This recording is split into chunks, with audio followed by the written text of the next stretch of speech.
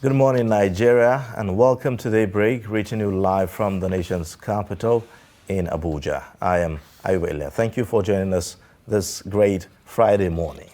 Good morning. Thank God it's Friday. Jumat Karim to all the Muslim Ummah. Good morning, good morning, good morning. A beautiful day indeed. And Yes. like he said, it's Daybreak right here on Trust TV. I'm Dasha and Husseina Usman. Thank you for joining us.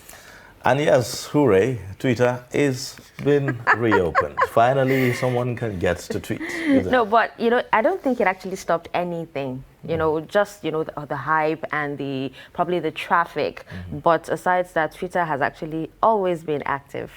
Well, that's for cheats. Illegally. People that decided to, that's for cheats, But for some of us who are law-abiding citizens, we make sure that we maintain the status quo until when we have the go-ahead to, go back to our Twitter. So yes, cheers to all of us who were patiently waiting for the government to leave that ban, and indeed that has been done. This is, about 7 months, after that suspension, 222 days as a matter of fact. And so we'll be looking at that, the economic losses incurred as a result of that. From what we gather, over 5 billion naira have been lost as a result of that. And so we'll be having, some discussions around that. And of course, we'll be looking at the impact of soot on public health. That's a major disaster, especially in some parts of the country like Rivers State. And so we'll be talking about the implication of that. As usual, we'll be taking a look at the dailies on Daybreak, bringing you perspectives on all the stories on the front pages of our newspapers. All right, but first of all, here's the news highlights. The Nigerian Center for Disease Control says it has alerted the authorities on the disturbing trend of Lassa fever outbreak in the country. In its latest situation report on the disease, the agency revealed that a cumulative 510 confirmed cases, while a total of 102 infected people died from the disease in 17 states across the country in 2021, with a case fatality rate of 20%.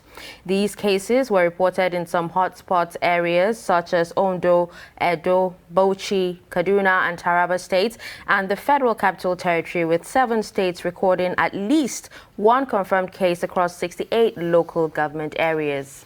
So for the 2021-2022 season, through the leadership of our DG, we are currently we're using the One Health approach, targeted One Health approach. That means we have the Ministry of Environment and Ministry of Agri on board together with our partners, so as to be able to strengthen food safety measures and also environmental sanitation, which is key for Lassa fever prevention. We've intensified our risk communication through the different channels, press briefs, media appearances. We've also supported states in intensifying surveillance activities. So what we do every year before any season is to send out alert and advisory letter to the office of the DG. Right, Sector Commander, Federal Road Safety Corps, Bauchi State Command, Yusuf Abdullahi, has confirmed the death of 7 people in a fatal crash that occurred on Thursday at Hakayaki village, close to Buzae, Naburdo town, along Bauchi-Jos Road, Bauchi State.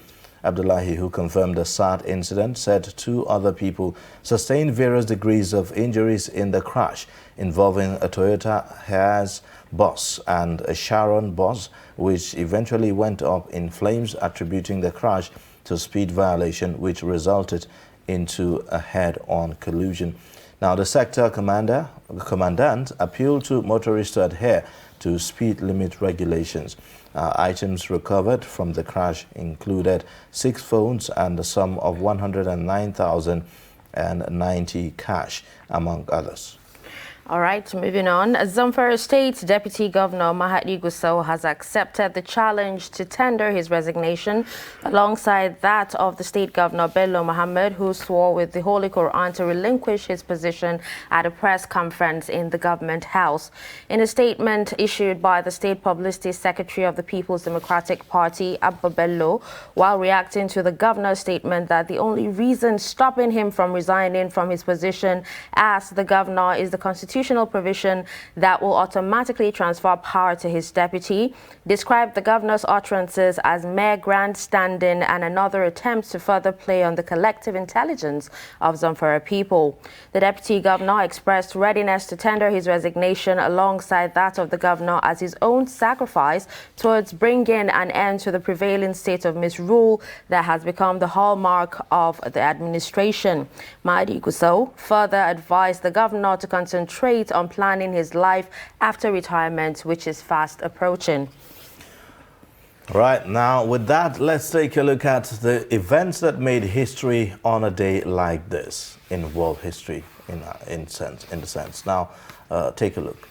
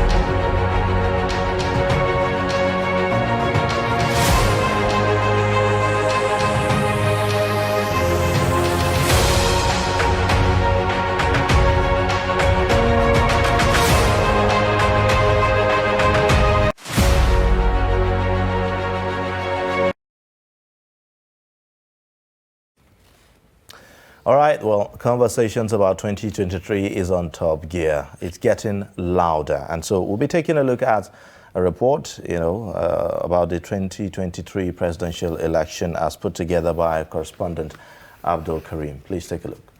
It is carnival-like at the entrance of the palace of the Emir of Ilorin when the group canvassing for the candidature of Vice President Yemi Osinbajo to vie for the presidency stormed the palace to seek the blessings of the monarch. Emir of Ilorin, Ibrahim Sulu Gambari, received the team and prayed for the best man to emerge at the end of the day. The group believes that Professor Yemi Osinbajo has the capacity and qualities to lead the country, asking Bola Tinubu to throw in the towel for the vice president. We are rooting for humility. We are rooting for competence. We are rooting for economic emancipation. We are rooting for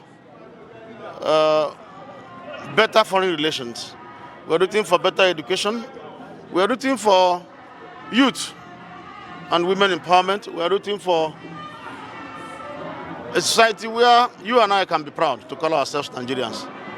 And we want a Nigerian president. We are not interested in we're not interested in where anybody is coming from, but we're looking at the competence, the ability to deliver. If you can recall your mind back, when our president, Muhammadu Buhari, went on treatment abroad sometime, he formally handed over to Osinbajo. Within that 6 months, Nigerians had a breath of fresh air.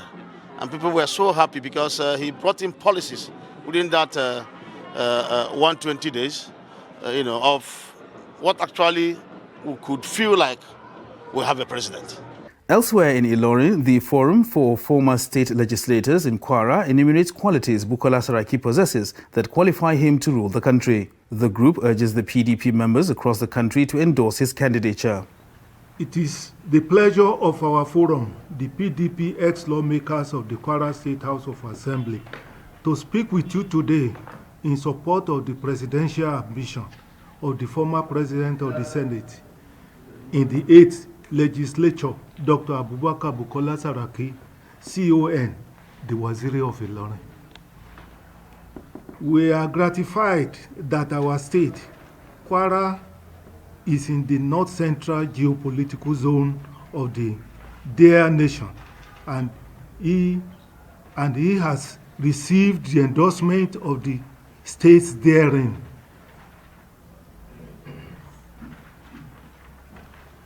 From time immemorial, since the country launched itself into presidential system of government in the Second Republic, we in Kwara, Kogi, Niger, Benue, Plateau, Nasarawa, and FCT have always played significant role in whoever had won the presidency. National convention of both PDP and APC will hold later this year, and presidential candidates of the parties will be picked for Nigerians to decide who to vote for.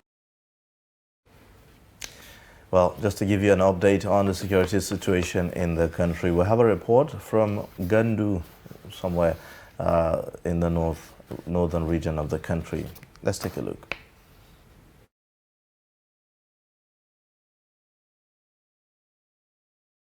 These are the victims of attacks by gunmen.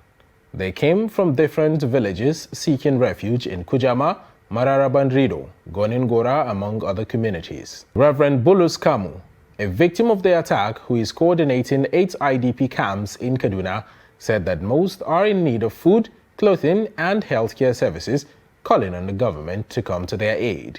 Responded were over 3,000 people. So what we intend to do, in fact, we have to go across Gonungora to get gari for them. Could you believe me that 3 bags, they drank it dried because of the hunger. They were very hungry. I was even asking somebody to go and bring water before I know 3 bags is gone. Because in fact, there are people that are sleeping on trees, sleeping on mountains, sleeping beside the rivers. In fact, it's not easy. Even my house, over 2 years now, they are camping there. Richard John, councillor of Kakao Ward in Chikun, appeals to the government to beef up security in the affected communities so that they can go back to their villages to pursue their legitimate businesses. Kaduna State government, police, we need more security. If you go to Kakaudaji, Castle, Kashebo, there is not any single man living there. And all those places are the places that our people are farming. We see someone will get a bag of corn 130. Someone, I was in the palace right now. There's someone needs help from security men to go and help them remove their farm product. Over 60 bags, but no way. Ezra Sule, who narrowly escaped from an attack, narrates his ordeal.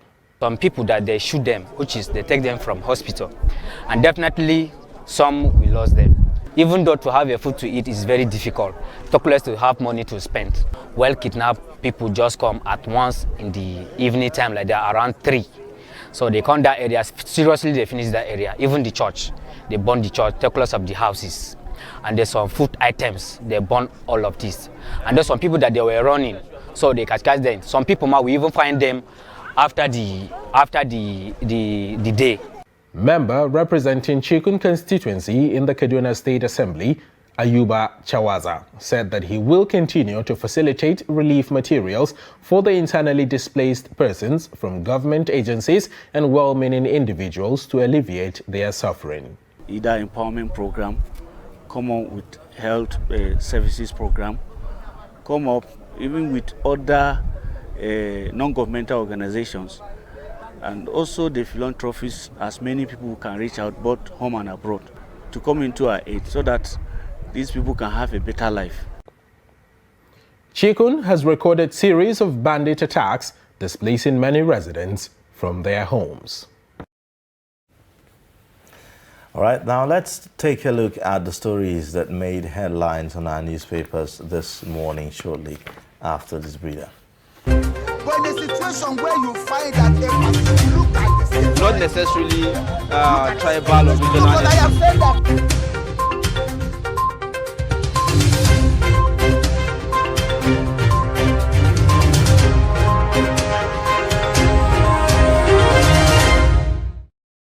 All right, now we'll begin with the Daily Trust newspaper this morning, and we have quite a number of stories here. The lead story, politics, APC crisis, twist as Tinubu, Fayemi resolve to work together. And then the story has the following riders. They have a long-standing relationship. That's Ekiti governor's spokesman. And then you have new alliance may shock many people. Faleke, others seek divine intervention for Asiwaju. Well, we are aware that thousands of ulamas are praying for the presidential hopeful Asiwaju Bola Ahmed Tinubu, like we've seen in an interaction with his campaign organization. Also, you have the picture showing you the remains of late Professor Gidado Tahir at the National Mosque in Abuja for funeral prayers yesterday. You have below that pioneer Ubek Boss Tahir dies, buried in Abuja. At the very bottom, the stories say new Africa payment system to save $5 billion in fees, lift trade. Then you find civil defense employs 5,000 over 1.4 million applicants.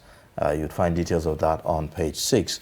The next story, eat human organs, sell body parts.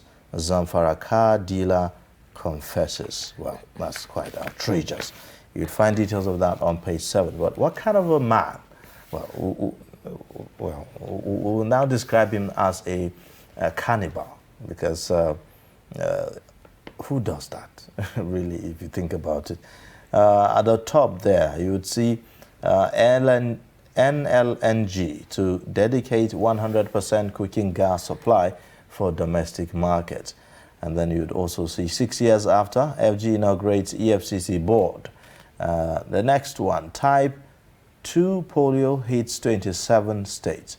FCT with 395 cases. These are the stories on the front pages of on the front page of Daily Trust newspaper this morning. All right, with that, we'll move on to Guardian newspaper. And right at the top there, you'd see a story that says Twitter users intensify civic engagement, accountability as service is restored. And details of that story can be found on page 6. PGF DG wants APC caretaker panel sacked.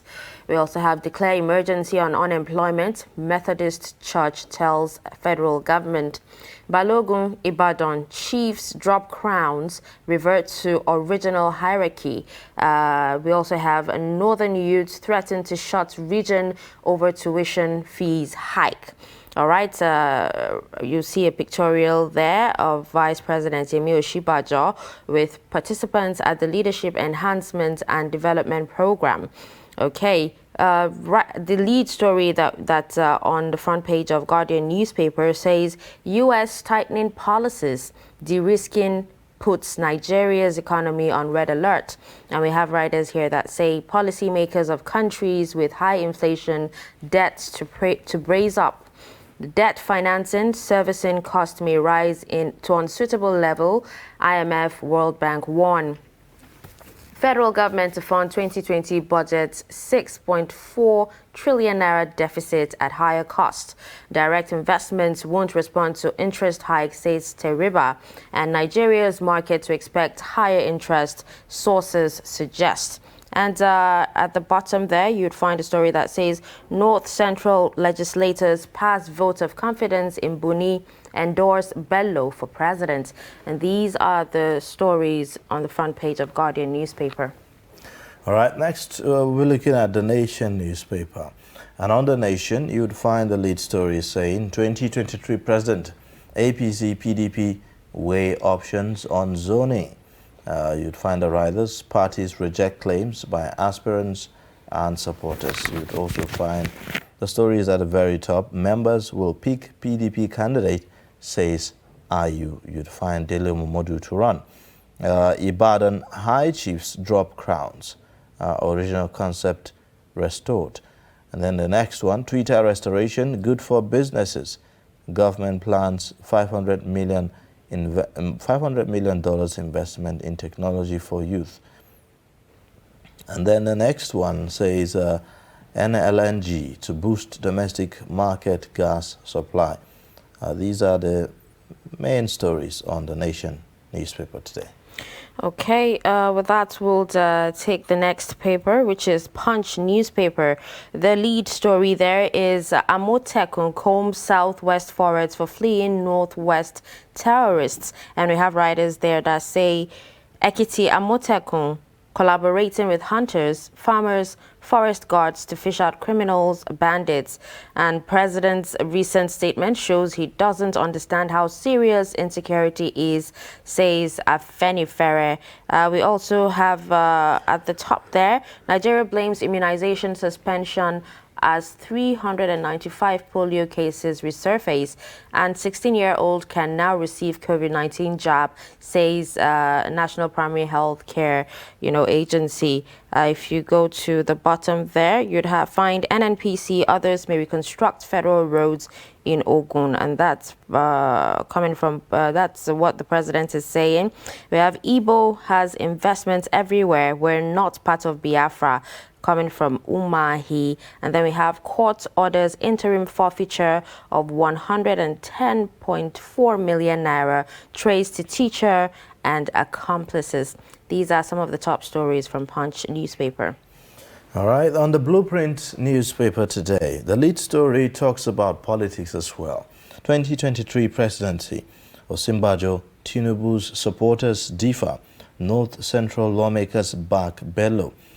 You'd find that on page 6. The writer says VP should have right of first refusal. Younger has pedigree. That's Osinbajo group. And then you find contesting against your mentor, not realistic. TSG tells Osinbajo. That's her Tinubu support group. You'd find also Ebonyi indigents in diaspora reject Umahi. You'd also see Momodu Ohuabunwa declare seek PDP ticket. And then below the pictorial, where we saw the president yesterday visiting Ogun State, and then you would find a story that says federal government corruption hurting nation's image, hindering foreign investment. With the writer, SGF inaugurates 23-man EFCC board. And then Aisha Buhari, APC to host Progressive Women's Conference. At the very bottom, you'd see insecurity. Northern leaders summon governors, others to Arewa House. Electoral bill, NAS surrenders to concur with Buhari next week. A man to die by hanging for killing colleague in Kogi. So these are the main stories on the front page of our newspapers today. All right, we have in the studio more like a friend of the house, really, because he's always here with us, giving us perspectives on all the stories that make the headlines. Talking about Nuruddin Abdullah, editor 21st Century Chronicle, here in the studio. Good morning and welcome. Good morning. Good morning, Mr. Ibe. Good morning. Well, it's been from one political story to another on all the newspapers that we are looking at today. It appears that Bola Ahmed Tinubu seemed to have opened the Pandora's box. Everyone is now declaring his intention. Yeah, the Bodolian chief, ended all the speculations and did the needful. He didn't tell anybody. We just saw him coming out from a closed-door meeting with President Buhari. Then he addressed the press. I have just informed Mr. President of my intention to contest for presidency 2023. Then say you are a kingmaker. I say, yeah, nothing wrong in being a... And thereafter, we saw Umahi, Ibonyi governor. Oji Kalu is equally saying that he will soon meet with Mr. President. Mogalu, former CBN deputy governor, and so on and so forth. So 2022 is an election year. And we thought that maybe they will wait till around May, but this January. In fact, the first quarter of January itself, I know politicians are going gaga. that is what should be expected. And while all the contenders and pretenders, there are all manner of presidential hopefuls. Some only on the streets, see posters. Some with some political parties. Some on radio and TV stations. And what have you. So we should expect more of them to come out. Some actually, there are serious ones, like Asiwaju is a serious one. Osibanjo has been pressurized to contest. Fahimi is there. But we are seeing that Fahimi has resolved to work together with Tinubu. I don't know, maybe because, Tinubu has candidacy, has factionalized the APC governors. Fahimi has been with Erufai for long, you remember that.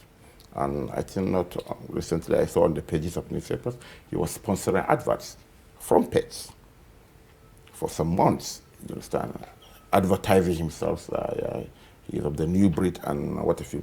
Tinubu, he has the likes of the governor of Kano. He's a point man, like his Gao counterparts, even the KB governor, among the key actors that did not hide their election of Tinubu as the next presidential candidate. Then don't forget that there is the presidency group. You can call the cabal or the Buhari boys. We have the Attorney General and Minister of Justice Malemi is there. Sadia is there, Adama is there, Minister of Water Resources are there. They are the Buhari people, right? Some of them from the TBO days, the Buhari organization days, down to APP, AMPP, CPC, and APC now. So they believe that to consolidate on what Buhari's administration has achieved, you have to bring somebody from the inner caucus who has been understudying the man since 2001, the TBO days, to now. So they are getting their cards ready. And the generality of the governors are there. Buni is there. He believes that, so far he has restored sanity into the party, pull out some opposition governors into the fold of the party. So it seems that maybe he can equally restore sanity into the entire system by being the president. Okay, well, now I guess only time will tell. Yeah, well, we actually have a lot of youths and civil society organizations coming out to say enough of the recycling, enough of election of older persons. Let the youth come out and contest. Yes, because social media advocacy is different from real electionary per se. There are so many youths on the ballots during the last election, particularly 2019. You can count up to 5 or 6, but you can even identify as youth. Some of them less than 40, or just a little above 40, less than 50. But are the youths actually ready?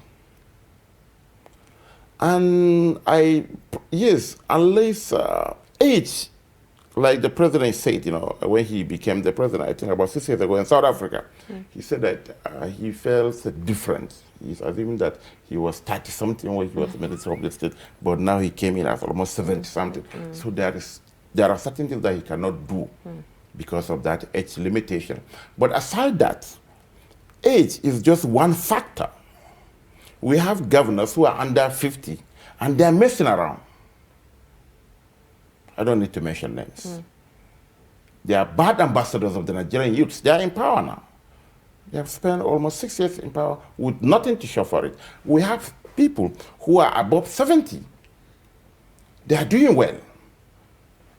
Just go to Northwest, for instance. There is a particular governor, whatever it is. He's over 70. But go and see what he's doing. So age is just one factor. And how ready are we? 2 things. Are we ready to galvanize our support and pick one of us to lead us? No. Instead, we have been divided, we have been factionalized. We are all advocating for one octogenarian or the other because of money. And do we even have the money to do it? Because the youth, unfortunately, instead of looking at Nigeria as a country, we are looking at, no, it's Ariwa, it's Ohaneze and Digbo, it's IPOV, it's Afinifere, it's Middle Belt, and what have you. What our grandparents did to get this country back from the colonial masters is what we are still advocating for. I look myself as a Hausa-man, so it's Ariwa youth, whatever. Even professional organizations, it's Ariwa journalists, Yoruba journalists, you know what have you. So the thing is that bad. So we are not ready yet. In fact, like we saw in one of the stories, you know, saying that the North Central are mobilizing support for Bello, you know, something like that. Go and check. You'll see that these are the youths who should be at the forefront of getting power from the people who say are old. But what are we doing? Yeah. We are conversing for the same people who have failed. The lead story is actually on Blueprint newspaper. North Central lawmakers, as a matter of fact, they are backing Yahaya Bello, you know, as their own candidate, who declared his intention way back, actually. And look at it. Is it the work of the lawmaker to canvass support for a presidential candidate? No. What that simply means is they have jettisoned their own primary responsibility of making laws for the overall good of Kogi State. In fact, it is that ridiculous that last year they even tore some states as far back as North-East, as South-East, and South-South, as well as North-Central, going from one state assembly to the other, canvassing for support for Yahaya Bello. With all due respect, you understand, he is not a good ambassador of the youth. He's a youth. The age is on his side. But the idea is not there. You can't compare him with the Northwest governor I mentioned. Some will disagree. They will say, well, he has been very active, you know, in the state. He has been very active on the media, mobilizing, spending their money to sending lawmakers who should be making laws for the overall good of Kogi State to other state canvassing for support. And that means money. You understand? So is that a good ambassador? We look at Tinubu, for instance, now. What are his high points? He will say, look at Lagos. I'm a godfather. I'm a kingmaker. Yes, look at the kings I installed for my brother in Kogi. But should we be worried? Should we be worried about godfatherism in our politics? You know, if you talk about kingmakers wanting to be king, is it not something of concern? I don't think so, because everywhere there are kingmakers, whether they are pronounced or not, whether they are visible or they are not visible. In the United States, for instance, there are groups that endorse whoever wants to be president. If you don't get the support of just you will forget it. So now, it is not about whether you are a kingmaker or you are a godfather or what have you. You understand? What Nigerians are asking for is good governance. What is that? Can you deliver? Would you say with Tinubu's age that he would be able to deliver, or would it be better for him to support a younger aspirant? He has all constitutional right to vie for any office. Well, that is one. Let's go to the United States. How old is the current president of the country in Nigeria? So there are so many issues around this thing. Yes, we would love to have somebody younger who will be more energetic, proactive, you understand? Because there it's a fact that by the time you reach certain age, you have to start battling certain issues. The moment you cross 50, getting to 60, you know, whether you are healthy or not, there are certain things that you have to draw the line. You understand? But look at the antecedent. What can he do? Yeah, Obama was elected as a younger person, but his deputy was over 70-something, and he's the president of the United States today. We have Macron, a younger person, and what have you. But let's look our geography here, the political ecosystem. Are you telling me that, okay, I should just kick out Tinubu, for instance, for Yahaya Bello because of age? No. We have to look at antecedent. You understand? What are you coming to the table with? What have you done in the past that you are going to improve upon now? But people with no antecedents, people with no single legacy are clamoring to be president of the country. That is why they will come, they will spend months or years without a single blueprint. Okay, now let's move on to another story. Now, there's a story on Daily Trust, a newspaper, that says 6 years after federal government inaugurates EFCC board. Let's have your perspective on this and why it took so long for the board to be inaugurated. Yes, you remember since the Buhari administration came, remember the crisis in EFCC. You can't have a board, a governing board, if the chairman is not even a substantive chairman. I think basically that is the reason for the delay. But nevertheless, yeah, a board was inaugurated yesterday. And you remember during the Ibrahim Magu's time, you know, he was nominated twice to the Senate, and he was rejected twice. And if you look at the confusion at the presidency at that time, he was nominated by the president to head an anti-corruption agency. Then another agency whose leadership has been nominated by what has been installed by the president wrote a damning report to the National Assembly saying that no, don't confirm this presidential nomination because of X, Y, Z. They did it for the first time. We thought that maybe there is a communication gap. But when the president was out, the vice president renominated the EFCC boss, Ibrahim Magu. The same agency, the DSS, sent another more damning report saying that this guy, instead of even being considered for a political, for a public office, he should be in prison. So that was the confusion. So throughout those 5-6 years. And at the end of it, it turns out as if the DSS was right anyways. After all. Yes, but the DSS was right, but there is a problem. The problem is, we believe before Mr. Ayuba is nominated, particularly for EFCC job, talking about anti-corruption, you understand? All these agencies should give their report on you. That is what the president should have done. You have to go for, do you have any financial crime record? Do you have any drugs-related record? You understand? Are you involved in human trafficking?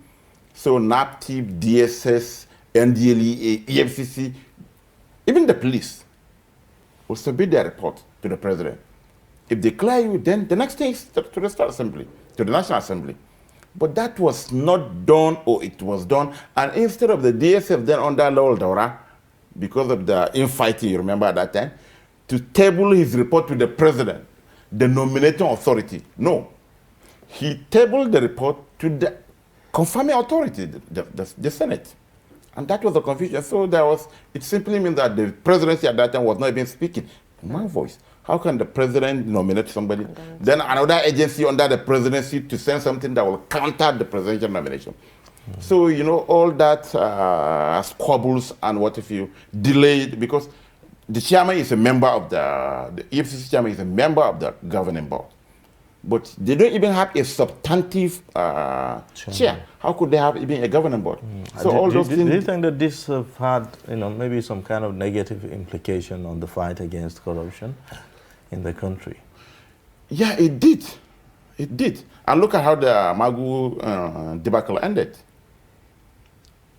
The moment you can appoint somebody with baggages, particularly to head a sensitive, somebody who has been accused of corruption, you understand, cannot head an anti-corruption agency.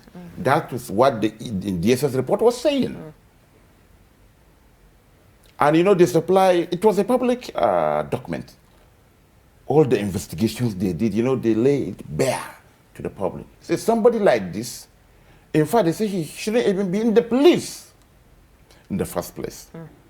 So, you know, all these things, you know, had questioned the integrity of the process itself.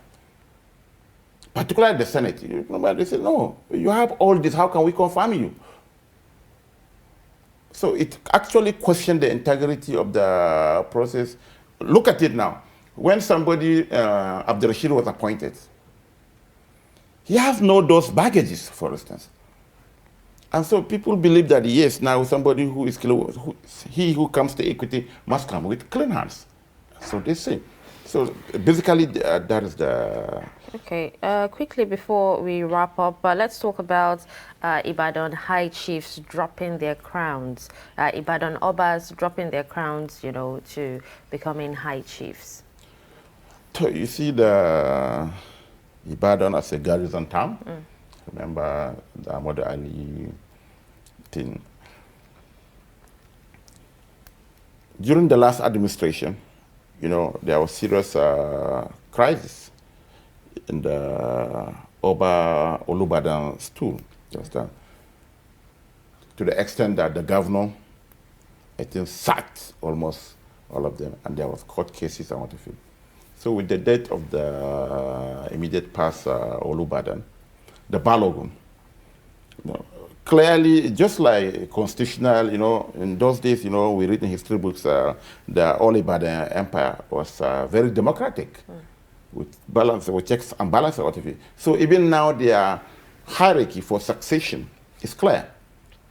So when the Oba died last week, I think it was Friday, Saturday, clearly, there is no any squabbles, no kingmakers to know. We know who is next in line.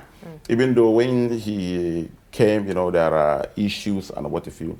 And even the Obas came, and, you know, they endorsed him as the next Olubadan, minus the former governor, what's his name, Ladoja. But even Ladoja came and supported something. So what is happening now, I think, is bringing the new Olubadan, you know, the emergence of the new Olubadan will put to rest all those crises that happen. The court cases, the sack, the suspension, you know, by the former administration. I think now there will be sanity in the system, particularly that the Oba now has both the chief support as well as the political support.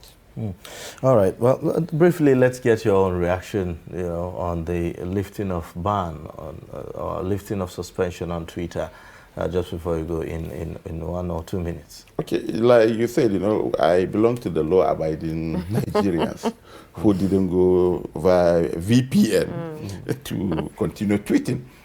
It's a good development, even though, you know, but even though the impact was damning. You say 5 billion, it's more than 5 billion. I remember in the first month of the suspension, they said that the Nigerian businesses lost about 3.something billion. So certain millions were being lost per hour. You understand? Yes. So, but what the government did, what Nigerian government did is something that even other governments in Europe and North America are doing. You know, bringing the social media into, let them be responsible. Like now, they will pay tax. That is the most interesting part of it. We'll get money. They will register with CAC. There will be a country representative. So there will be a synergy between the security agencies and what if you, not just, Mr. Ayuba will just wake up in the morning, I do something and you say that it's a threat to, all this has to be outlined and streamlined. You know, so now at least there is a mind you.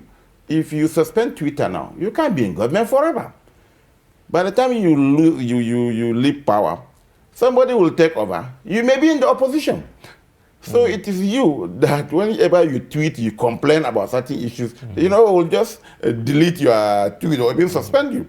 So power is transient. If for instance, in slamming those suspension on Twitter was politically motivated, it is clear that those who did it will not last forever in power. They may turn up as opposition in the next couple of years. And at that time, they will need Twitter, isn't it? They will need Twitter, like they need Twitter to come into power. So by the time you're out of power, you may need Twitter to be hard. So I think it's a win-win, even though despite the massive losses. It's a win-win, particularly like the 6% tax on all adverts. the CAC registration, and now at least the government and microblogging site are now in terms, so that they will be meeting. If there is, it's not just when you do something, you say that apparently out of the blues, you say this thing is against this. No, there should be written or documented processes, and we hope that no government will come and slam, because Twitter is live. Okay. All right. Thank you so much for coming on the program this morning and sharing your thoughts with us. We appreciate it. You're welcome. Thank you. We've been speaking with Nuruddin Abdallah, editor 21st Century Chronicle, and he's our reviewer of the day. We'll take a quick break now, and then when we come back, we'll take a look at the discussions around Twitter, in proper context. Please stay with us. But in a situation where you find that a look at the same, Not necessarily tribal or regional. but I have said that.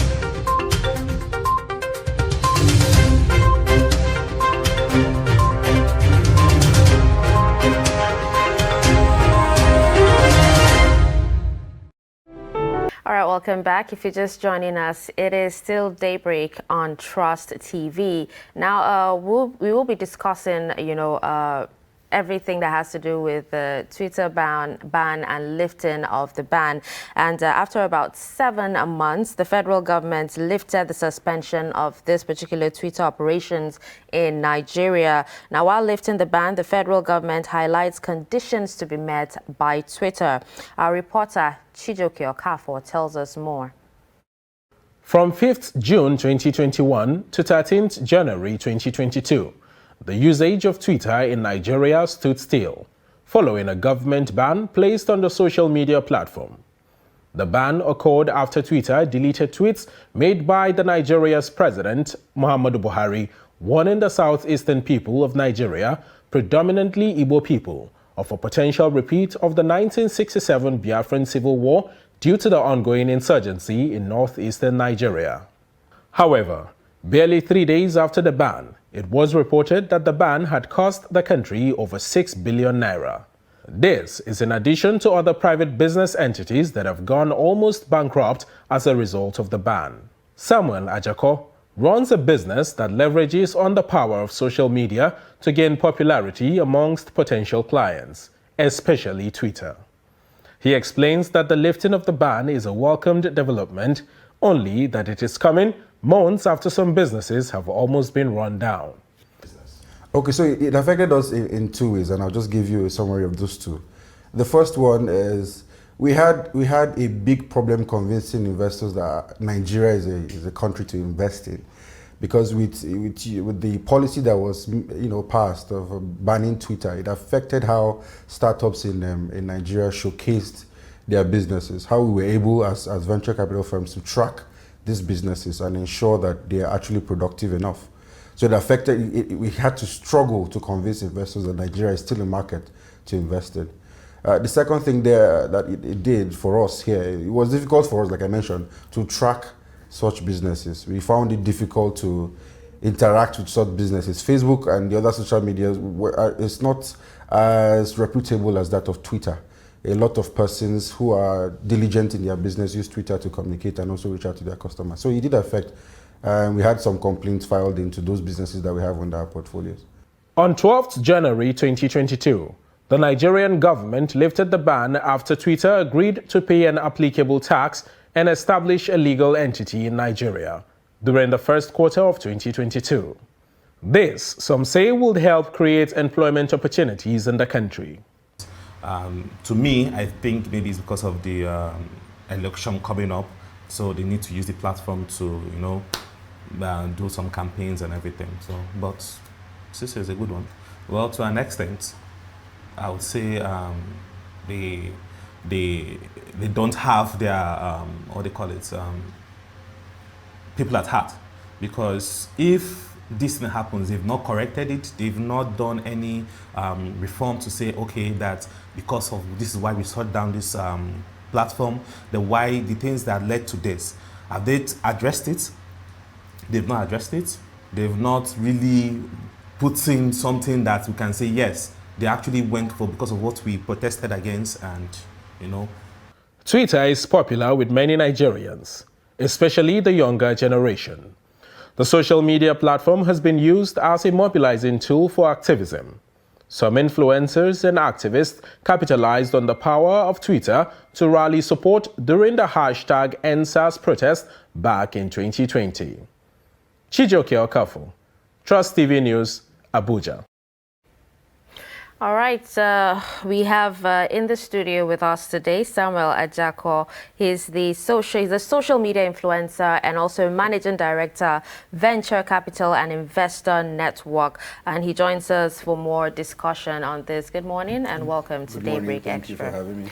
Yeah, all right. So first of all, let's would like to know what you think, if you think the Twitter ban in the first place was legal, because, you know, we have Amnesty, the likes of Amnesty International saying that, you know, it's been 7 months of depriving Nigerians of exercising their right to freedom of expression on social media platform that facilitates dialogue and empowers everyone to communicate, hold useful debates and conversations, and also demand accountability from the Nigerian authorities.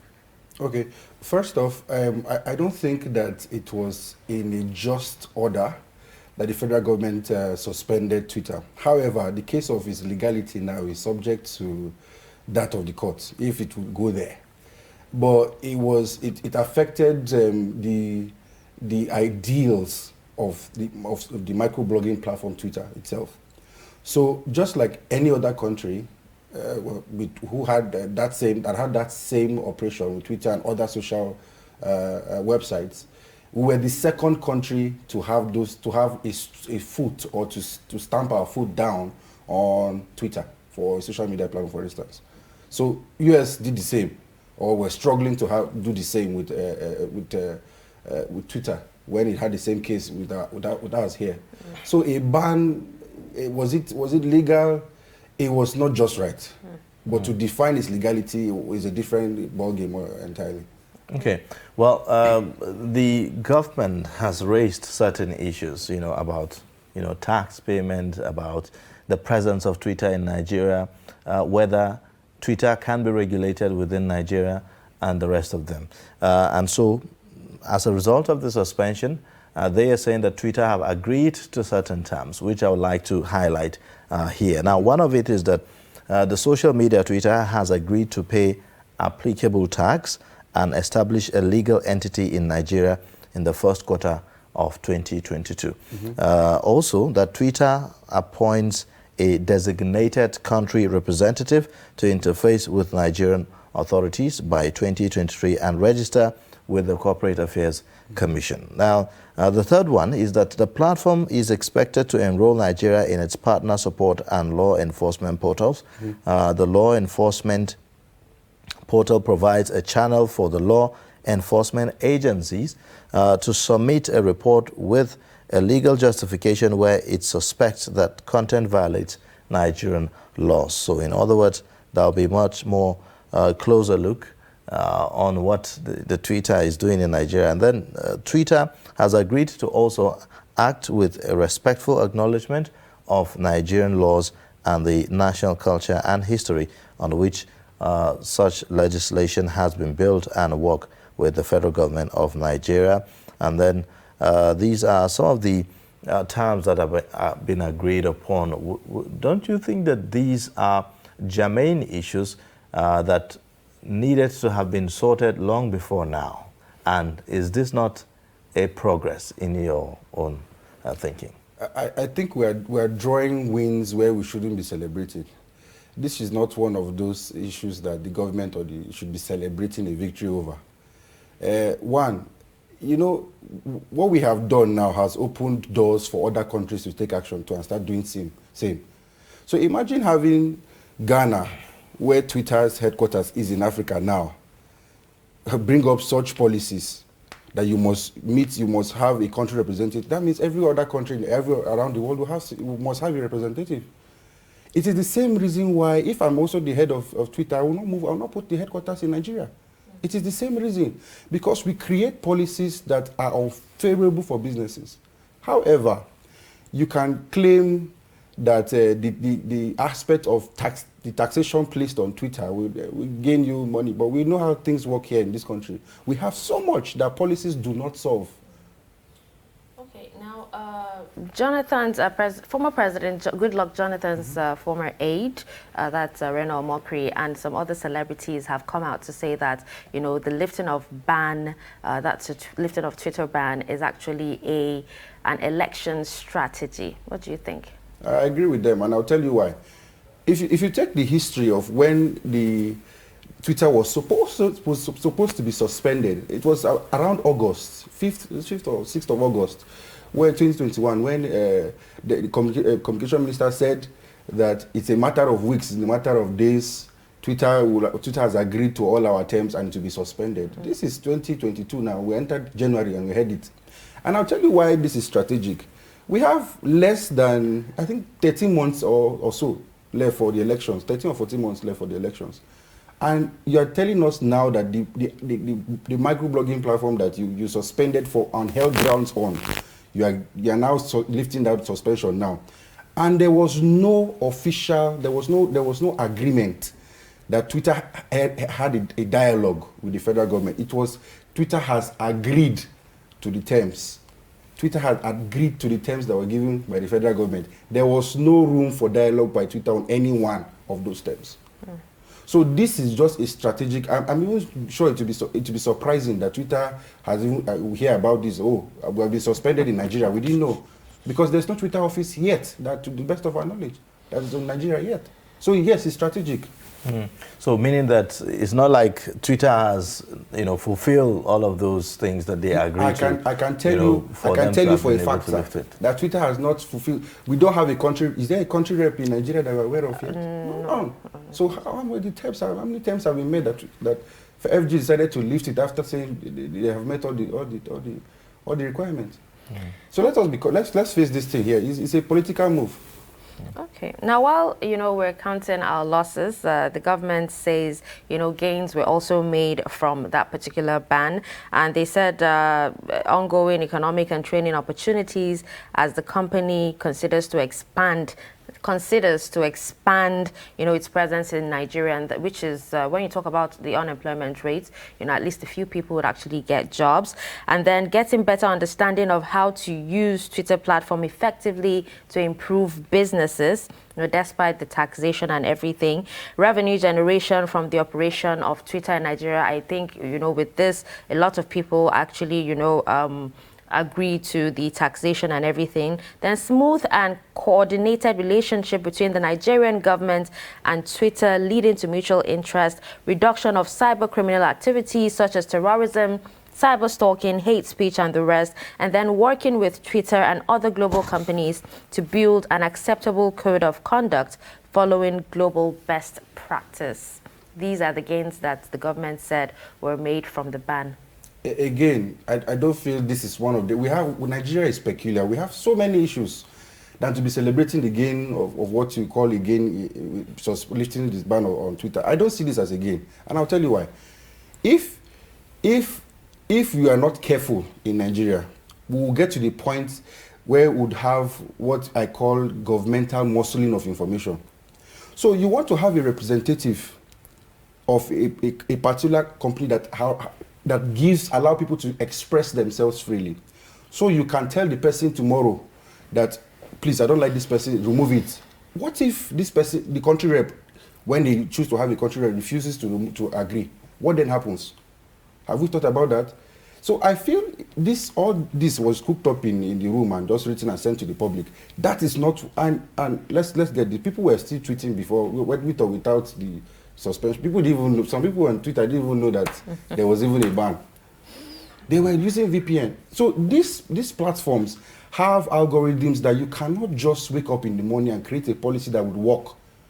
They have other countries.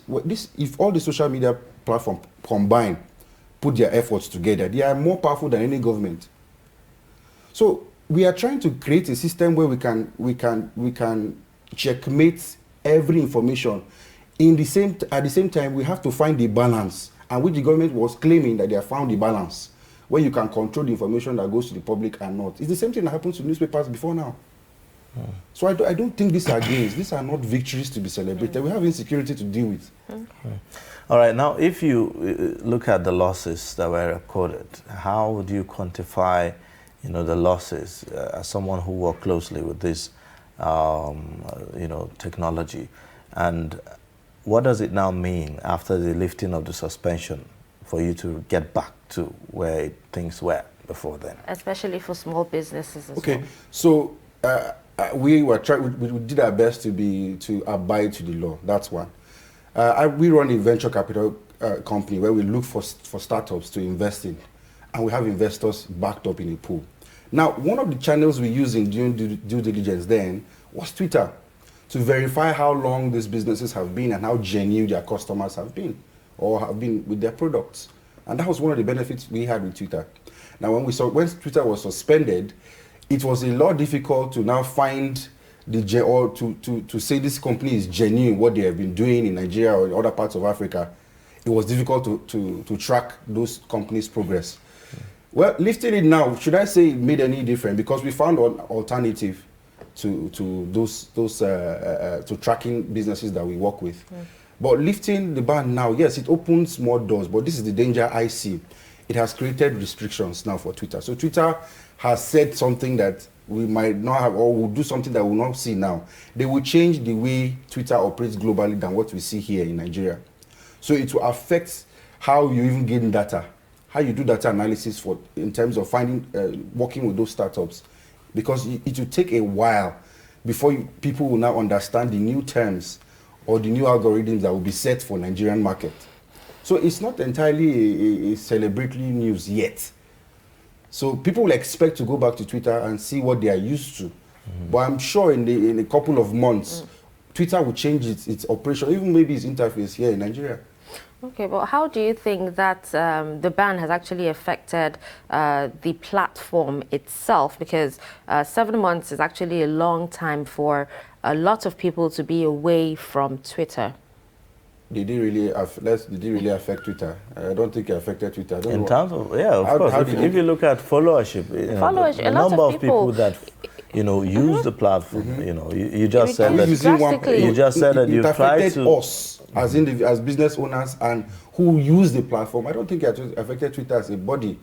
Now, it's just... I mean, some people stayed away from Twitter, right, as a result of this suspension. Some people got used to staying away from Twitter. People that stayed away from Twitter had no business on Twitter. They are not giving Twitter any money. They are not paying for ads. Yes, but Twitter needs the followership, isn't it? That's what I'm trying to tell you. People that stayed away from Twitter are those that were receiving in this part of the world. However, they constitute less than 25% of the entire population that use Twitter. There are many. Do you know that VPN sales increased? And then talking about VPN as well, it was difficult for a lot of Twitter users to actually find out what was happening in the Nigerian scene, because if you had to use VPN, it meant that you were in another country. Okay, let me give you a story of one small business owner that we have on our portfolio. She sells Ankara, and not just to the Nigerian market, but to Kenyan markets, to the Zimbabwean market. And she kept on, she downloaded VPN through one of our tech, and they sold so much, she stole most of our product in Kenya. So Twitter as a body was just trying to be respectable to the Nigerian government by even issuing out an apology in the first place. I mean, we all saw what happened when they did similar to the President of the United States. And Donald Trump made all the noise he wanted to make. Are you worried about the way in which some people use Twitter, to cause disaffection, to throw up comments that, that will bring disunity and all of that, hate speech and the like? It's a concern, true. However, there are ways to handle these issues. Then it's like you have a child, yes, and then your child urinates on your mattress. If you beat the child heavily and to the point that you have to take the child to the hospital, the question changes from, oh, why is he in the hospital, than the issue that happened. I'm concerned about kind of conversations that can throw up on Twitter. However, I'm not happy with the approach the government took. I felt you started a campaign, change begins with me, and we're building a character formation among not ordinary Nigerians. So you can continue to build character formation to encourage putting healthy content. This is what people saw. People saw that the approach the government handled, the way the government handled Twitter, was not just. Because there were issues that arise to that point. If you look at it closely, there were issues that arise to that point. Before it was as a result of the IPOB matter that the president made that speech. Let's also remember that it is not the president that handles his Twitter himself. Mm-hmm. It is somebody else who does the PR for him. That I am very sure of. Now, we have issues that arose from that point to when the president released, that statement was released. We had the NSAS protest going on. And we knew how beneficial or how useful Twitter was in coordinating that movement. Now, the coordination of that movement spurred an interest in Nigeria, not just from other players, but even the CEO, the then CEO, Jack Dorsey, was even interested in the NSAS movement. They released an emoji for that. Mm. So the way the government handled it was because they did not understand the language the young people were talking about. And this is one of those languages through our blogging platforms. So yes, come down to this level, get the right set of persons to help out, consult the right set of persons, and they can have a proper understanding of how to interact and solve problems, so that this kind of hate speech that you mentioned that will not be relative will not occur. Mm. How about fake news? Briefly, if you may comment on that as well before we end it. Well, I think as a journalist, you already understand that fake news is anything that does not have facts tied to them, right? So if you are going to tackle fake news, is it on Twitter that does not even does not understand certain cultures that will start tackling fake news? They have their policies, not just Twitter. All social media platforms have policies. And they are more concerned about the bridging of those policies than your culture. So it is your duty to spread out or use those same platforms to spread out information that can guide people from uploading fake news, which they build something called the fact checker or something. Encourage it rather than blocking it. All right. Well, thank you so much for coming on the program today and sharing your thoughts with us. Thank you very much for having me. We appreciate it. Yeah, we've been speaking with Samuel Ajako, social media influencer, and also the managing director, Venture Capital and Investor Network, here giving us perspectives on the recent lifting of suspension of Twitter in Nigeria. We'll take a quick break, and then when we come back, we'll take a look at other discussions on the program.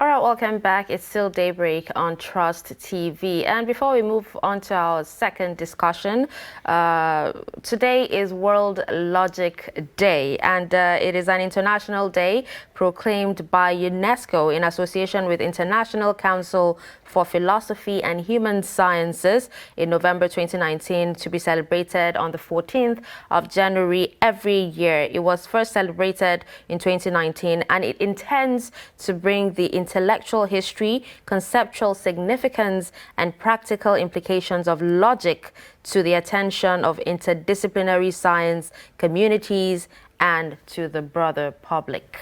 Very interesting to know that we have a day like this.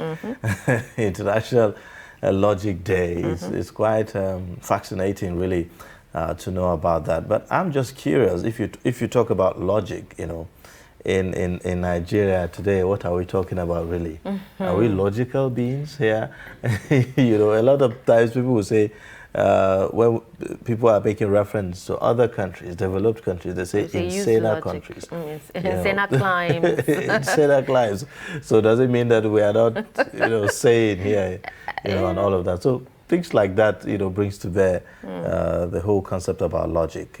Human beings are supposed to be logical beings. Yes, definitely. Actually, it means that you have to be rational. You have to think through, you know, the implication of every action. For every action, there is a reaction, they say.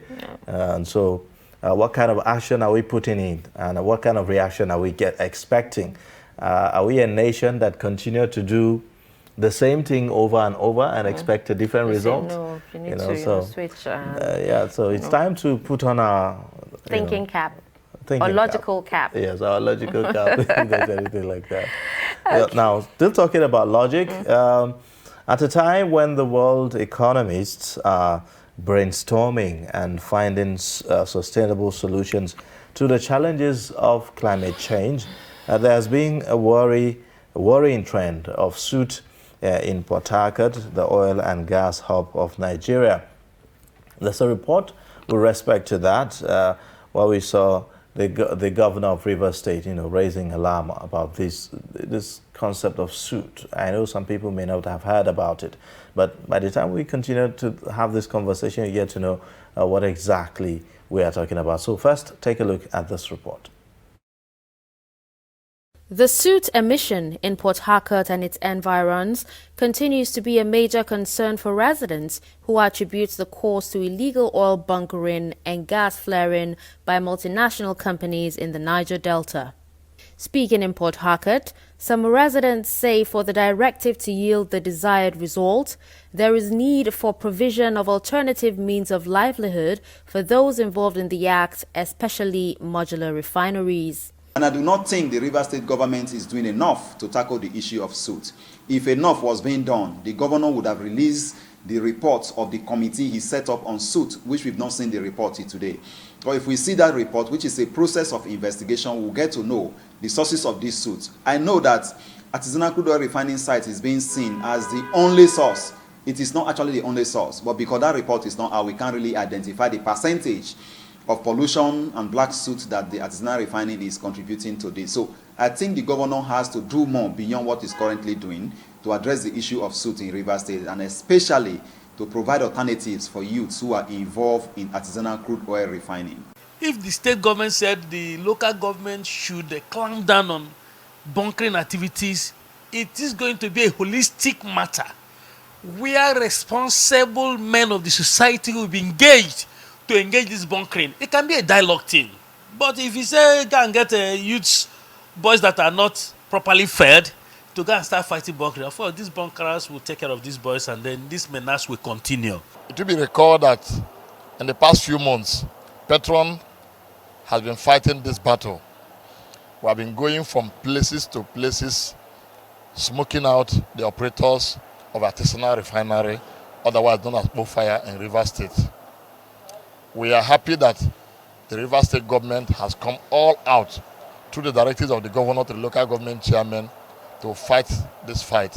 Residents suggest that the best way to curb illegal oil bunkering is employment generation, calling on the federal government to create jobs for the youths so as to engage them in viable economic ventures.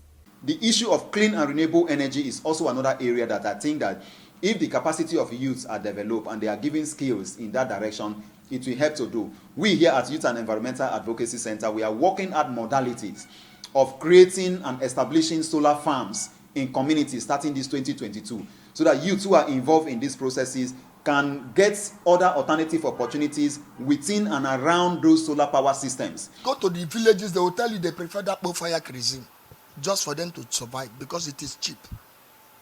Yet government does not think of how to produce, bring it down. What happens to the refineries? Is it wrong for a state government to build a refinery? Every Niger Delta state is big. They can build refineries for them, produce. If it is the modular refineries, you do it and do it well. Let the boys come, engage them. Diplomatic solution can also be on stream. If you arrest or clamp down on the artisanal refinery operators, you bring them to book and give them an alternative of setting up a modular refinery. I'm sure that between now and the next few months, this area would have been turned around to become an employment hub for the nation. The people commend the State Police Command for the swift action in the fight against illegal oil bunkering towards reducing the level of soot in the state. Since the federal security agencies have largely refused to stop the illegal crude oil refining activities, we have no option than to take necessary measures to tackle this particular and direct challenge to our collective health and survival by ourselves.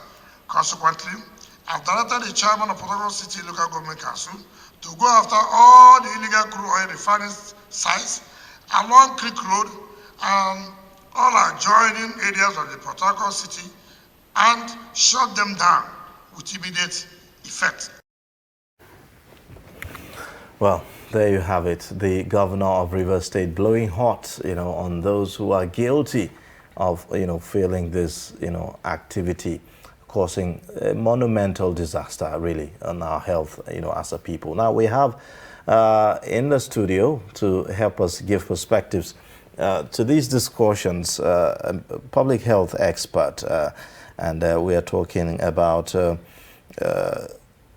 Agbo Ebuta. He joins us in the studio to give us perspective. Dr. Agbo Ebuta, thank you for joining us on the show this morning. Thank you for inviting me. Yes.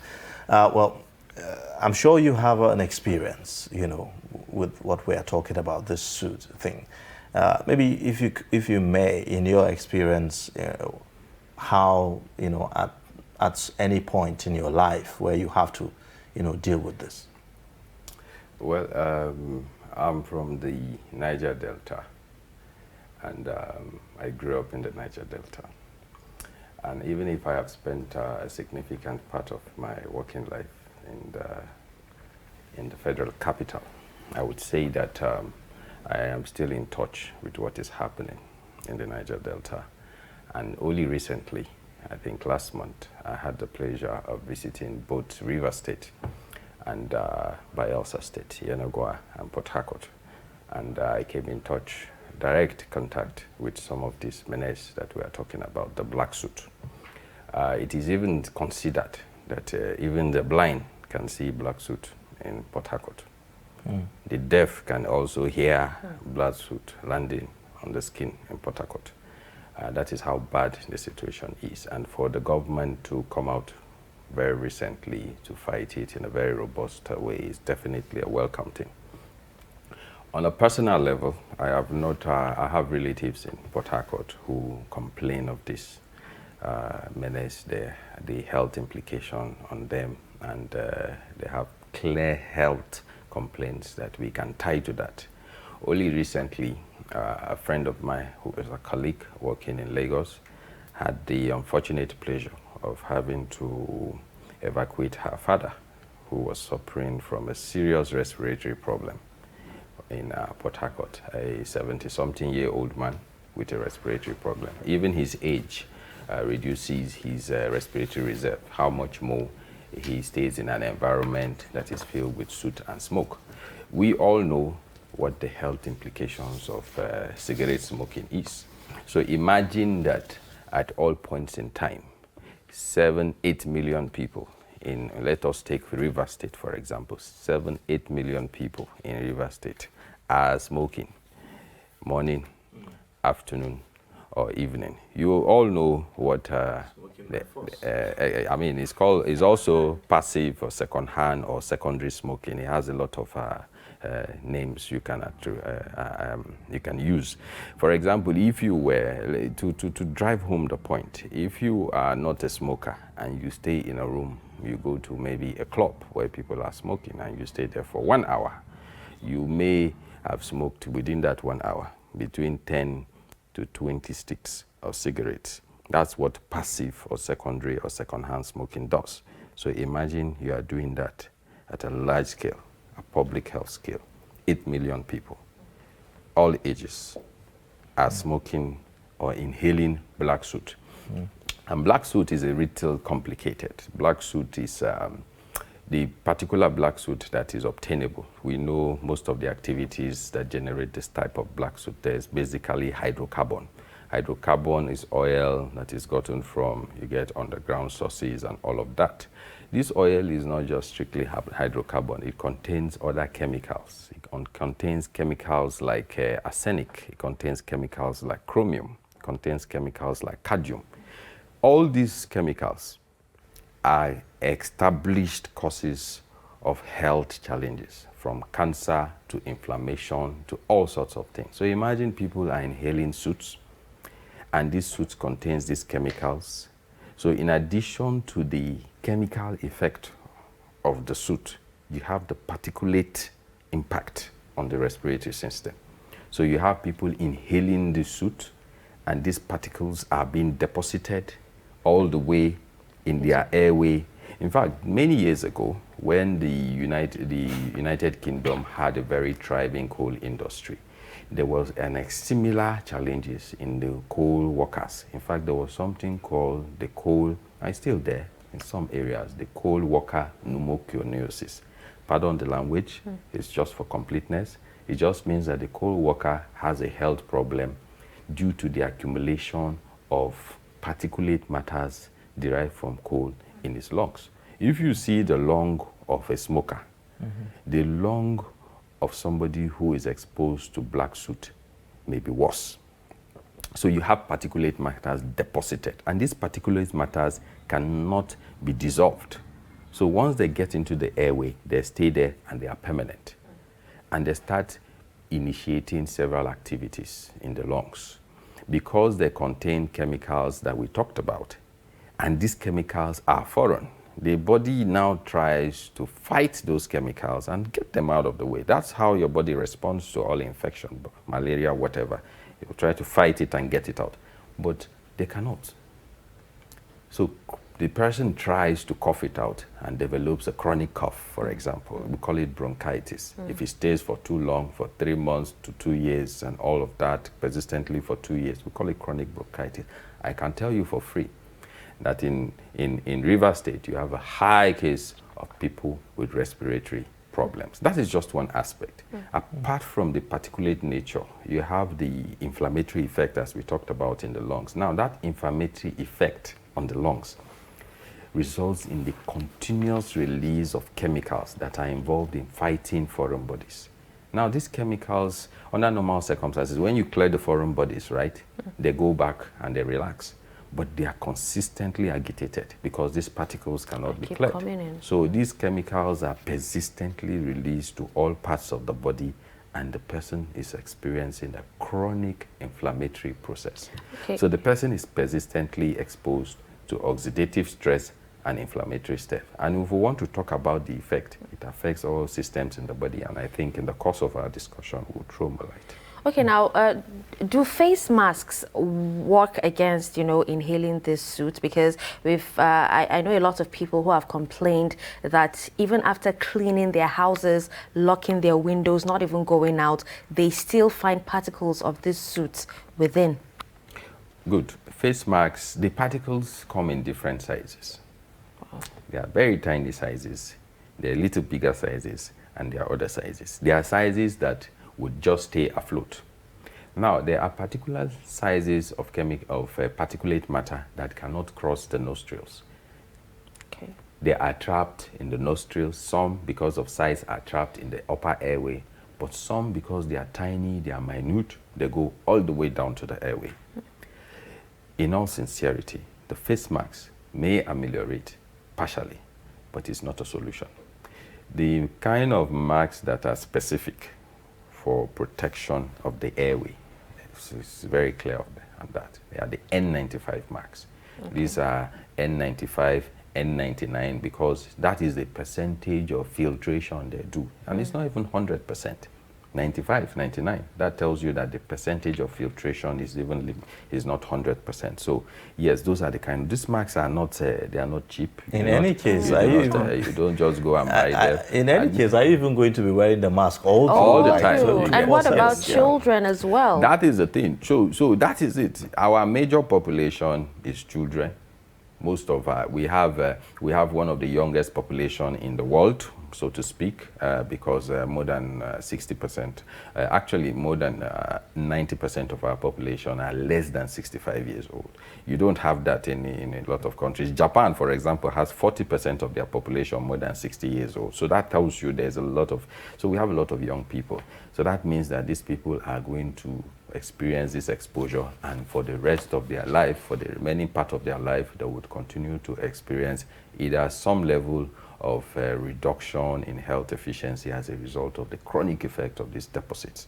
So this happens, and it affects all parts of the body. For example, I would say that the most important place it affects, obviously, is the respiratory system, because you breathe it in and all of that. So we have high cases of bronchitis. We have high cases of asthma. Even people who have a family history of asthma are more likely to develop the asthma. Even when they develop it, the asthma symptoms, signs are more likely to be more severe. They are more frequent attacks than the usual. And apart from that, they are more likely to have respiratory infections. And I was looking at certain data recently, and it will surprise you to know. And I cannot say it is not unrelated. The Rivers State population, Rivers State is probably around 8 million thereabout. By extrapolation, in 2016, it was probably 7 million. Probably are looking at 8 million now. That is the 6th most populous state in our country. But if you look at the data from NCDC, Rivers State, in terms of burden and contribution to COVID cases, which is a respiratory problem, is number 3. In fact, at that point, we may say that there may be a correlation between this number of cases of people who get COVID and suffer from COVID infections and their respiratory health. And we know that everybody in Rivers State, irrespective of your social status, you are experiencing some exposure to soot. Your respiratory system is being compromised. So maybe that is why we are having more COVID cases in Rivers State comparatively, because we should expect that there should maybe be number 5 or number 6 for COVID cases, because their population is like that. But they are number 3. They are only behind the FCT and Lagos. So that tells us that is the black soot contributing to higher COVID cases in Rivers State. Despite. Yeah. Okay, well, what are some of the other illnesses that could be, tied to this black soot, that we know? There are countless, and in all sincerity, I do not think we know all the illnesses. But the common ones, definitely, that we have evidence to support, is that we have higher cancer cases from the Niger Delta. Because like we said, the black soot from the hydrocarbon black soot and other black soot, mainly that contains chemicals that are established causes of cancer. Okay. So cancer cases, definitely. Lung cancer, all forms of cancer, but commonly, mostly lung cancer is much higher. And then, sorry, let me interject immediately. Okay. Even for the reproductive capacity in the Niger Delta, patients who are exposed to this, I would tell you that the fertility level is significantly affected. Even when they are able to achieve pregnancy, the pregnancy fecundity, that is their fertility, their soft fertility. And even when they get pregnant, the chances of a miscarriage is higher. If there is no miscarriage, the chances of a stillbirth is higher. If no stillbirth and the child is delivered, the chances that that child would have a deformity is higher. If the child does not have a deformity, the chances that the child will develop with slow, affected developmental statures and is higher. If the child is not affected, the chances that the child will have asthma and respiratory infection is higher. If the child now, by the grace of God, survives all of this, the chances that the child would have cancer is higher. Diabetes is higher. Because there's something. That chronic inflammation has been said to be called what we call endocrine disruptor chemicals. I will explain it. Endocrine has to do with your metabolism, your hormone system, the function. There are many hormones in the body. So what it does is that those chemicals disrupt the function of the hormones. So your metabolism is disrupted. So your risk of diabetes is higher.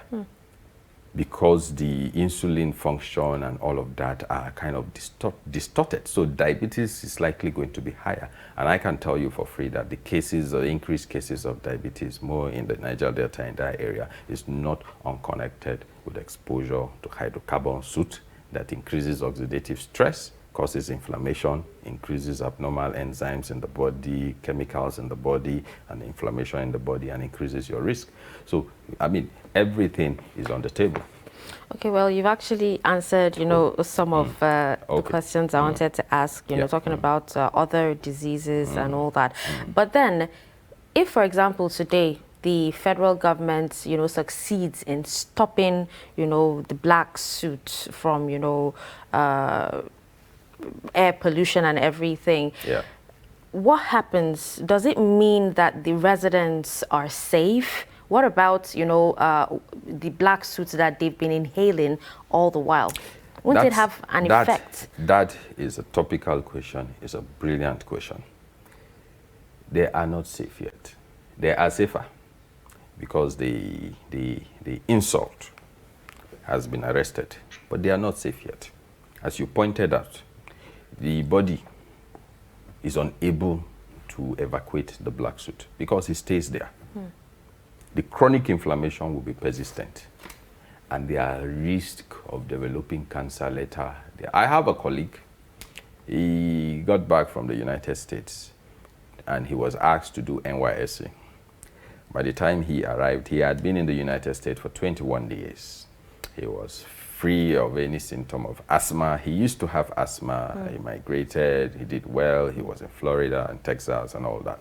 And he now arrives in Rivers State, Port Harcourt, Nigeria for NYSC. Within 3 weeks, he started coughing. Within 4 weeks, most of his asthma symptoms returned. He was amazed, he was astonished. And before, God knows, his use of medication, inhaler, and all of that increased. Nobody told him that it was from the weather. Acidic rain, soot, and all of that. The guy ran for his life, relocated to Abuja, and guess what?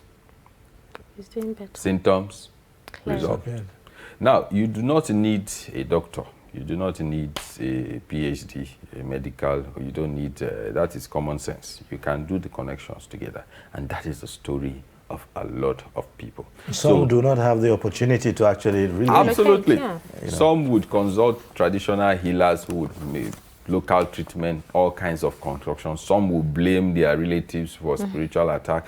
All kinds of scenarios will play out. And apart from that, the increase in health needs in a population of poor people who do not have health insurance. That implication is also something else. I mean, it cuts the man hours, your ability to function, your quality of life, puts pressure on the healthcare system. Imagine that we didn't have COVID, for example. We would not have the pressure on the healthcare system. Imagine that we didn't have black soot. I guarantee you that we would have less pressure on the healthcare system in the Niger Delta, in the Rivers State, and in Bayelsa, which is relatively affected too. So these are critical health issues. Going forward, what do they need to do? Now that you have established clearly that yes, we have established that yes, even when we stop this black soot, the long-term implications, the short, medium to long-term health implications will persist. Our responsibility will be how to ameliorate it. in ameliorating it, let us look at it step by step. Let us look at cancer, for example. How do we prevent these brothers and sisters, these cousins and mothers, these nephews and nieces of ours from developing cancer later in life? We need to remember I talked about those particles containing chemicals that create stress on the system, oxidative stress and inflammation. So we need to antagonize that. We need to block that oxidation. So what do we use? We use antioxidants. Antioxidants are available in fresh foods. Unfortunately, we are now moving towards westernized diets and all of that. All our diets are basically westernized. But what are the oxidative diets? Things like fruits, vegetables, and all of that. I mean, the mangrove forest, the vegetation in the south can support the growth of fruits, and also we will encourage our brothers there to adjust their diet for rich antioxidants. We will encourage them to also adjust their diet for what we call polyunsaturated fatty acid. Now, polyunsaturated fatty acid have a significant protective effect and all that. So it's critical that they know that your lifestyle has to also change to help you. Exercise, weight optimization, healthy diets, fruits and vegetables. And in addition to that, people should learn to go for a checkup. We have a culture of, in fact, in Nigeria, I think we are 200 million people, and we probably have 35,000 doctors, plus or minus, and we have that's a significant number of nurses and health workers. But I think that in true sense, we probably have 50 million doctors. Because if you have headache now, you may just if you tell your colleague or your friend in the office, I'm feeling headache, you say, oh no, take paracetamol. Okay, no, I had a headache one time, I took ibuprofen. Can you take ibuprofen? Oh, it must be malaria. You sure you don't have malaria? Can you take? So we have 50 million doctors prescribing, but we have a few certified doctors. So if you are not feeling fine, go and see a certified doctor. Get some health advice. It may add something, but it will take nothing from you. Another thing is also, I think the River State, the government generally should look at strengthening the health insurance system so that we can pull in more funds from multiple people and support the few people who would fall ill. Because I can tell you that some of the implications of respiratory infections like chronic bronchitis, you know what it does? You just keep coughing. You cough forever. Like you cough. You are probably 50 years and you start coughing till you're 70. It's debilitating. You go to a place that is dusty, you start coughing. You cough up black soot. Some people actually cough black soot. If you have friends who put a call now, they will tell you that I'm coughing black soot. So you need to have a health system that supports these people and give them some sense of, that is one. Number two is that when it comes to at the public health level, for those young children, we need to be able to give them protective interventions, all their immunization, healthy diets, and over time their healing process, their healing is better. If you are younger, your capacity for healing is much better. And then we also need to put the measures in place so that never again. Again. Yeah, I'm talking about these measures, would you say that we are matching our responses with the danger, that this poses actually? Because I don't know if before this, the governor of Wike and the administration of Nyesom Wike in River State, whether or not we've had, previous administration that have really taken this seriously. Well, we must say that this is non-medical, but we must say that the bunkering industry, the artisanal procession of hydrocarbon, that industry is a very informal industry. That industry raises a lot of money that is not in the mainstream, and that industry is only second maybe to government in putting money in private funds of people. A lot of the people who are involved in this activity are millionaires. They have a lot of money. They have a lot of influence. They are involved in government in one form or another. So it is difficult to say whether we may be able to achieve. There have been several task forces, to the best of my knowledge. Not now. I mean, there have been many task forces dating back. that kind of activity. It's just that it went out of proportion. That has been on for decades, I must tell you. It's been on for decades. It's just that maybe due to economic dynamics, poor control of security controls and all of that, a change in the dynamics, in the people involved in the business blew out of proportion, and the severity of the black suit increased, and even the rich started to cry, and then they decided that they had to do something. I think that is the truth. So whether there has been effort in the past, yes, there have been effort. Whether this particular effort by the governor is going to yield results sustainably. We don't want a quick fix. You do this and then tomorrow elections or something are coming, you have to relax it because the boys need to do some refining to create some incentive and all of that. So we need a sustainable, and that requires that we need to do significant advocacy, sustainable advocacy at all levels, community leaders, traditional leaders, and even the government, the people who take decisions, and the security people. Because if you are a security man and you're trying to ensure that the rule of law stands, and you do not have principles, you can be easily compromised. We know that these people generate significant amount of funds and will do everything to compromise the stakeholders. So these are the problems. But it's good to understand that if we educate some of these people, like these things you are doing, you're also endangering yourself. Some of the clips we saw over there, the guys who were even at the site, like you pointed out, were not even using safety marks and all of that. So they need to be educated that you are doing this, you are generating money, but your health is also at risk. When you need to treat yourself for lung cancer, this money is not going to make any huge difference. I mean, it's not. So there have been effort. Okay. All right. Well, thank you so much. We would have to end the discussion here because of our time. We appreciate you coming on the program today. Thank you for having me. Yeah.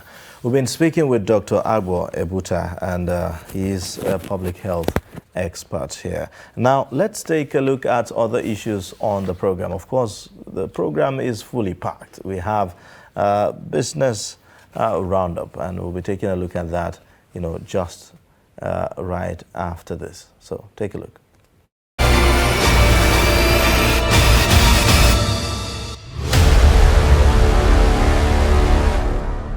Despite Walia Ibex of Ethiopia's solid performance in the first half against the indomitable Lions of Cameroon in their second match played at Olembe Stadium, Yaoundé, Otessa Dawa put Ethiopia ahead in the 4th minute to send a strong message to host nation, who equalized in the 8th minute, courtesy of Soko Ekambi.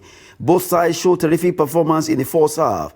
In the second half, Vincent Abubakar made it 2-1 in the 53rd minute, assisted by Collins Fai, which brought loss of concentration to Ethiopia team, as they conceded more goals from Vincent Abubakar 58 and Toko Ekambi 67th to end it at 4-1.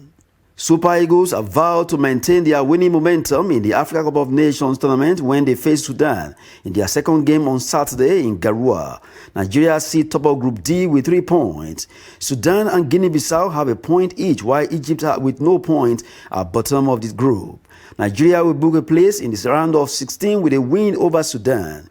Coach Augustine Eguavoin says the team approach is to take every game as a cup final, while his assistant Salisu Yusuf expects the game against Sudan to be tough and more physical, but attitude, commitment, zeal and urgency displayed by Super Eagles in the first match will be the same they will be showing against Sudan. Captain Ahmed Musa says the journey to the trophy is still a long way off, with many hurdles to scale along the way. President Muhammadu Buhari has urged Super Eagles to replicate the soul-lifting performance of last Tuesday and make millions of Nigerians happy and proud, while Sport Minister Sunday Dare has also charged the team to keep their eyes on the ball and avoid any distractions in their quest to become African champions for the 4th time. Still in AFCON, ahead of the weekend match between Sudan and Nigeria on Saturday, Edema Fuludu, member of the Eagles' 1994 AFCON winning squad, has urged the team not to get carried away with their win against Egypt. Augustine Eguavoin Super Eagles defeated Egypt that paraded Liverpool star forward Mohamed Salah in their Group D opener on Tuesday. Foludu says when it comes to the level when we are supposed to perform, we no longer perform, and that is the bane of our Super Eagles, as he prays sincerely that Eagles be mindful of those teams that are not in the league of the likes of Egypt, Algeria, Cameroon and Morocco. Sudan is up next for the Eagles. It's a second group game against Sudan on Saturday, and Guinea-Bissau can become another issue for the Eagles. Hoping we put up a 5-star performance, Kelechi Iheanacho scored a superb first-half goal to give victory to Nigeria against Egypt. A 3-day basketball tournament tagged Catch Them Young basketball event slated for Aparaku Stadium basketball court Makurdi to provide an avenue for talented under-18 girls across the state to play coordinated basketball dunk off on Thursday. Benue State basketball chairman Colin Sam Ahmed, retired, says Benue State is known for producing outstanding players at the national and domestic level. Hence the need to sustain a tradition of discovering more talent through grassroots sport events. Players like Veronica Charles, Nguveren Iyohe, Vera Angwe, Tina Emmanuel, Charity Ame, and many more from Benue State have represented Nigeria at different levels.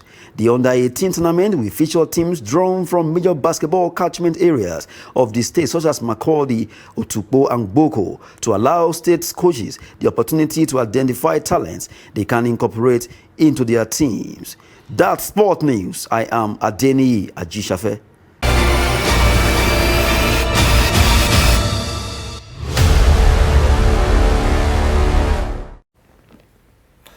Well, there you have it. Sports 360, well, not 360 Sports, but Sports Update this time around with Adeni Ajishafe coming through. Well, we do apologize for being unable to bring you the business roundup for today. We'll have to end the show now. Yes, we do. It was amazing. It was an amazing time being here, and we hope that you've been able to take home some of the discussions and some of the, information that we've brought your way on Daybreak today.